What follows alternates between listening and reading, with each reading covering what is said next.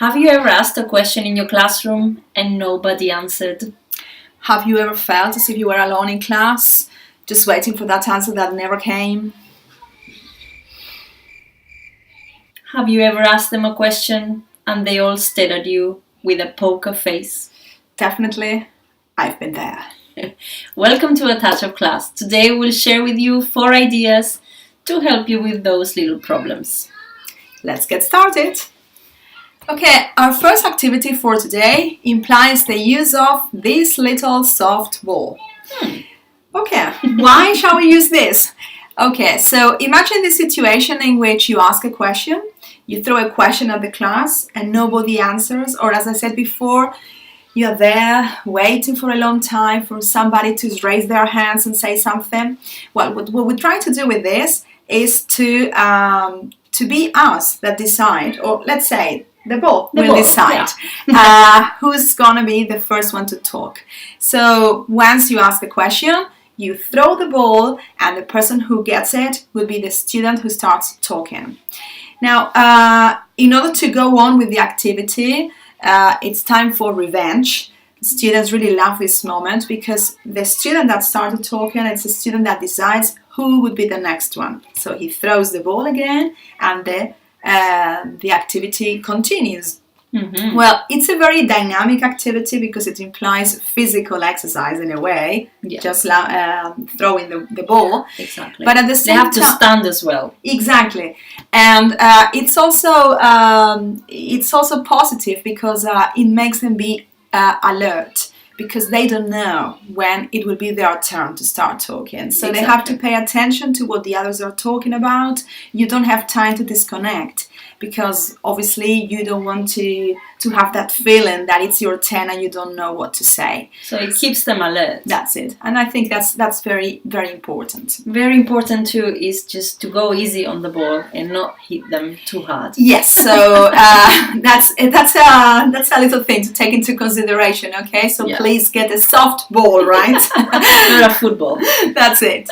Okay, Monica, what about our second idea for today? Well, our second activity for today is just to try to give them a push, especially to those students that are a bit more shy than normal.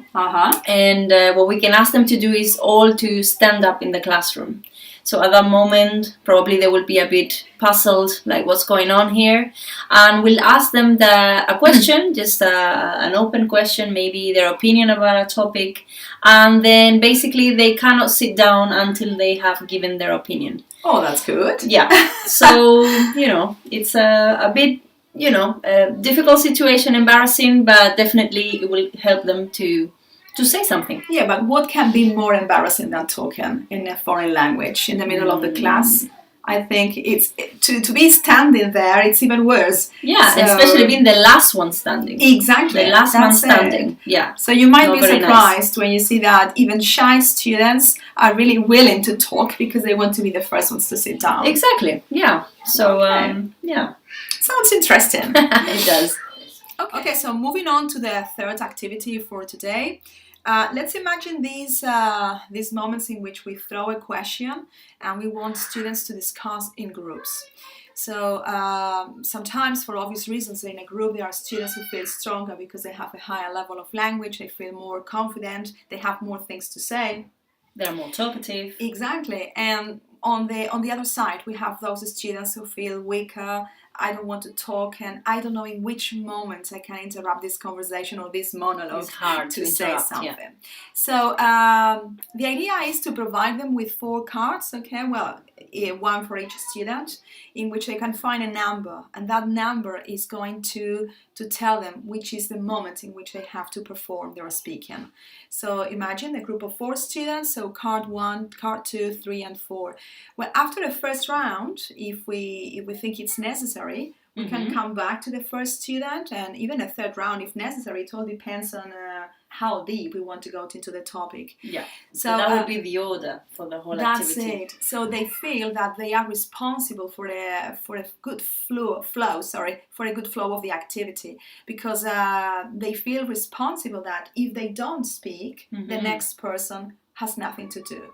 Okay, so I think it's important. So it's another way to get all of them talking, and even if they say something a bit short or it's not as long, but it doesn't matter. It's That's just it. a matter of We helping would like, them. we would like to insist that in all these activities we suggest, it's not so important to see how long they speak, but at least to make them speak, because little by little their confidence will grow. So we think that's the important thing, what we really want to achieve with these activities. Yeah, right now, exactly. Okay, well, our last activity for today is an idea to help those students a bit more shy to feel a bit more comfortable sharing something with the class. So we're going to ask them to bring an object to the class, a physical object, something that they feel a strong connection, or maybe a photo, something that is very personal. Okay. So what they have to do is basically just tell a little story and give the details about what's behind that object. So, they won't feel as insecure talking about something that is a bit strange to them, but is something on the other side very, very connected to themselves. So hopefully they will do a good job. Right, and as you know, all learning processes are closely connected with emotions, and obviously it's a case of learning a foreign language. So in this case, when students feel they have to talk about their feelings, they have to talk about something that really touched them, well, they feel comfortable, they really feel they want to share that with the rest of the class. Sure. And I can tell you that I have experienced this in my class, and it really worked.